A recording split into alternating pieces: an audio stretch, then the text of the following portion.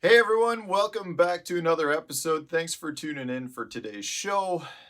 I had an accident when I was at Sam Rayburn. On the water, you can get into a little bit of a hurry at times, and I did something that a lot of you guys have probably done as well, and that was I broke a rod. And specifically, what I did is I shut my compartment lid on the back end of my rod. As you can see, it's pretty much smashed. So, you can bend it a little bit. It flexes. I mean, it's shattered all the way around. So that's the bad news. The good news is this is fixable. I will be able to make this rod perfectly good again. This is one of my favorite rods. This is one of my older rods that I built years ago. It's the MHX blank. It's an MB 874. It's the HMMB 874. It was the high mod series, which they don't make anymore, and it's a great blank. So I don't want to just throw away this perfectly good rod. I mean, the whole rest of the rod is great. It's this last little bit that's no good. So what I want to do today is I want to show you how you can easily repair this. And you don't need all the crazy tools out there to build a full rod.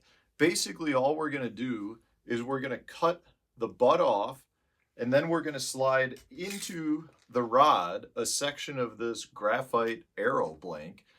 And then, once I've got the arrow blank, I'm going to take some tape, I'm going to arbor it up. I'm going to throw a bunch of two-part adhesive glue into it. I'm going to slide that up into the rod blank, and that's going to strengthen the whole back end of the rod. I'm also going to attach a new rod butt onto the arrow so that when I slide it in, I've got a new rod butt that's attached to it. And at that point, we can easily cover up the splintering of the graphite either by using like an electrical tape, which I've done in the past, or I can take the epoxy, like a clear coat, the same sort of clear coat you'd use over your threads, and do the whole back end of the rod. So if you've got the rod building materials and you've got the rod turner, you can do that. That'll create a much nicer finish. But honestly, like just wrapping the back end in some electrical tape or in a tape, like if you've got wind grip tape, that type of thing, that will work just fine as well. And you will bring back a rod that you thought you were going to have to throw away. In some instances, I know if you've got warranties on rods, that's great, but a lot of companies won't cover or warranty a rod when you have user error like I had, where I slammed a compartment lid on the back end of the rod. I didn't realize it was hanging into the compartment when I shut it, and it lead to this, but it's salvageable. So that's what I want to do. I want to show you how I'm going to do it. I'm going to get to it. I'll walk you through it. It won't take us long at all. So the first thing I'm going to do is I'm going to take the saw and I'm just going to cut off as close to the butt as I can.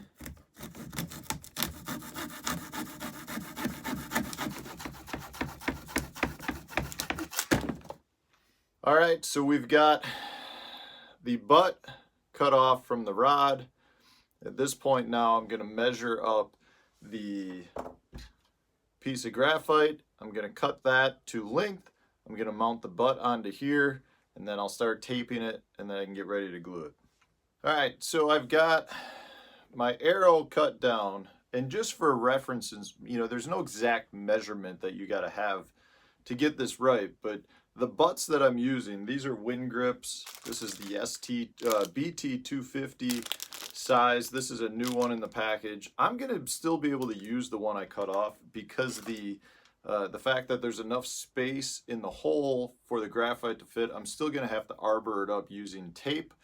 But I do just want to kind of point out from a measurement standpoint, you want to make sure you cut enough of the, like in this case, the graphite arrow, which by the way, you can get, if you go to any archery range, they'll have a pile of them just in the trash from ones that have broken.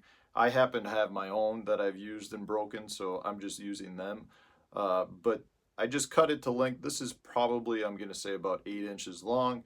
So the butt cap that I'm using though has a 2-inch cavity. So when you slide that up in there, I'm going to have 2 inches inside of the cavity. As you can see right there, it's going to go to where the cap starts. So I'm going to have that much. Then when I take my rod and slide that up in there, it's going to come up to about right here. And the thing is, from a structural standpoint, because I'm going to arbor this all the way up with tape, it's going to be pretty much solid. So I'm going to be adding weight to the back end. But these rods are so high end and the components are so nice that I'm not going to have any issue adding a little bit of weight to it. In fact, it might actually help balance the rod out a little bit. But again, I'm trying to create, this rod is a very high end rod that I just don't want to trash. I'm going to make it as usable as it was before this. So, you're going to have to give a little bit potentially on the weight thing. But again, I don't, weight to rods is not anything that I'm ever really concerned about. So what we need to do now is we're going to take our graphite piece, and I'm going to take my CRB tape holder wrapper, and I'm going to take this and I'm going to arbor up a bunch of tape around the graphite shank to get a nice snug fit inside of the back end of the rod, as well as on the butt. And at that point, once I've gotten a good, nice, snug fit, I'm going to take my Pro Paste 2-part, they're not epoxies, they're adhesives, I guess. Probably still considered an epoxy, but it's just rod building paste adhesive that I get from Mudhole. All of the stuff I use for my rod building I get from mudhole.com. They have all the different rod building components that you'd need. And if you're looking not necessarily even to make rods, but you want to be able to repair your rods like you are in this instance, they will have everything you need as well. And if you've got questions, contact them. They'll be able to walk you through it. But again, this is fairly simple. I know it sounds a little bit intense, but all we did is cut the butt off. We've got a new piece of graphite, and we're going to mount some tape to it. So I'm going to start arboring up the tape so that you guys can see what I'm doing. And at that point, I'll come back and walk you through the next step.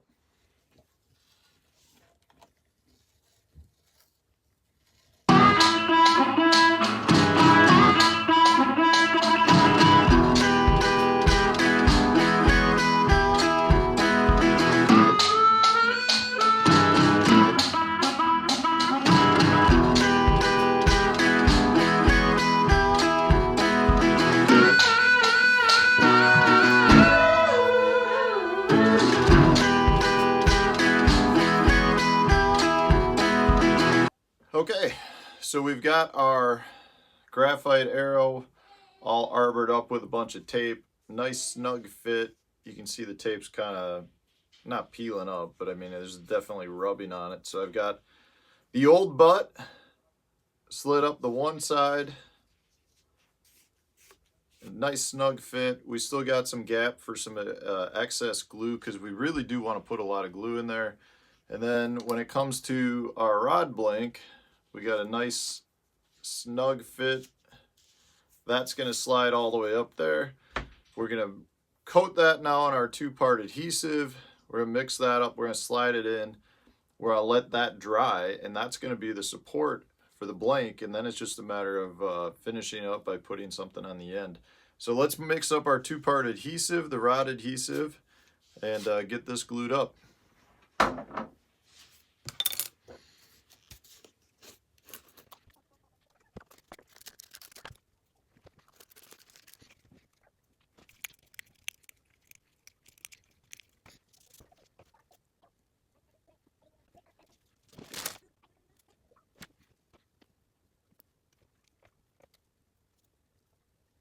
We're going to take the graphite that's got the tape, got it all glued up, nice heavy coat of glue. We're going to slide this up in the blank. I'm going to try not to get glue all over me, but there's going to definitely be excess glue. Let me get some of that off.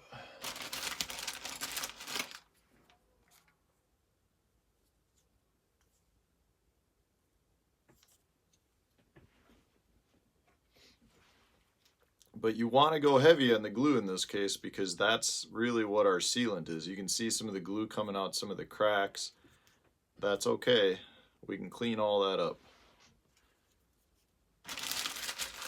Let me up a little bit more of that.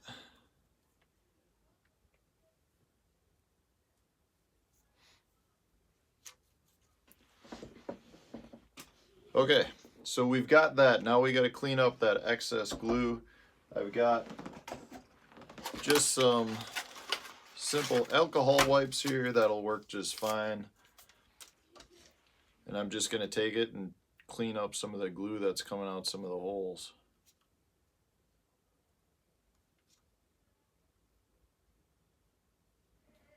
Alright, so we've got it glued up. I'm gonna let this dry now. We've got that glued up.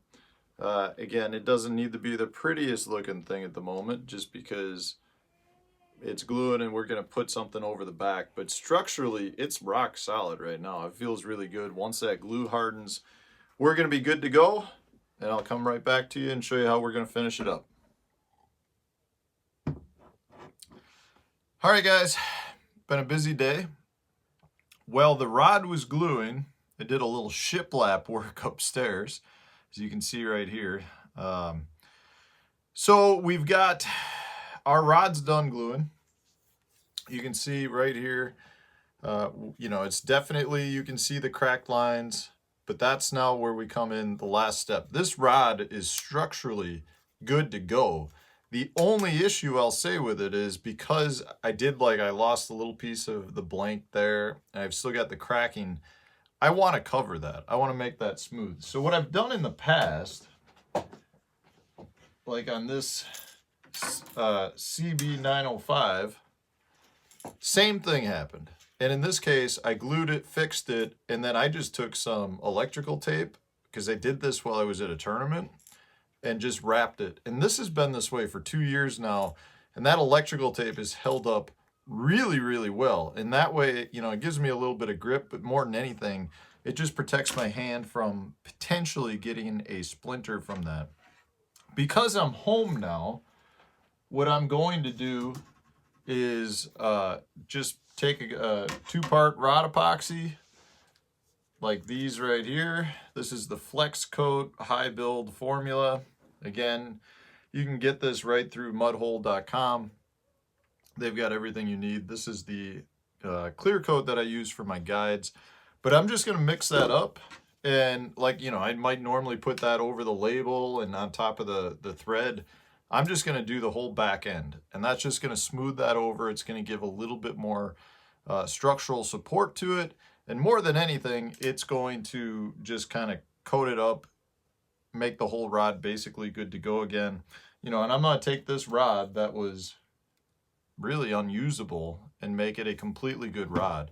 So I'm going to get to that. I'm going to have another swig of another fantastic beer. This is, you know, you guys know I love Central Waters. Central Waters, if you're listening, contact me. I could use a sponsor for the YouTube channel. This is the extremely unsettled. It's a double New England style IPA. It is just, oh, it's so good. I could drink more than I probably should of these. But after a busy day of shiplap work and fixing a rod, a nice cold beer tastes pretty good. Let's get to it.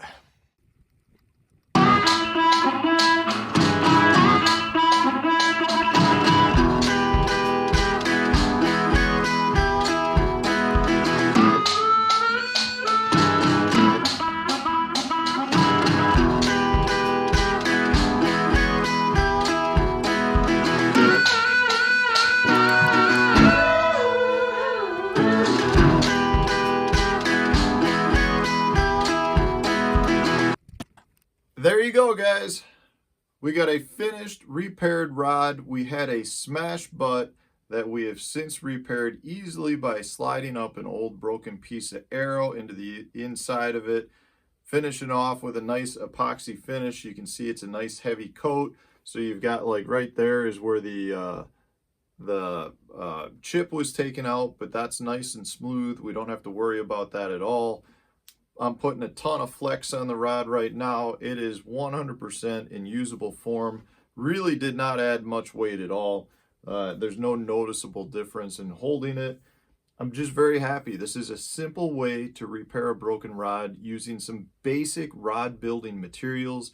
You've got your 2-part epoxy, you've got your 2-part adhesive, and that's pretty much it. We cut the back end off, we use the broken arrow, some tape to arbor it up, and we're good to go. You can get those components real easily at mudhole.com, and I just salvaged a rod. So next time you guys run into somebody that does that, they smash a rod in their compartment and they've got a smash butt or they stood on it, you can easily fix that. So don't let them throw it away. Take it, you can repair it and bring the rod back to life and catch a lot more fish on it. I hope you enjoyed this video. If you did, hit that like button. Stay tuned for another video tomorrow.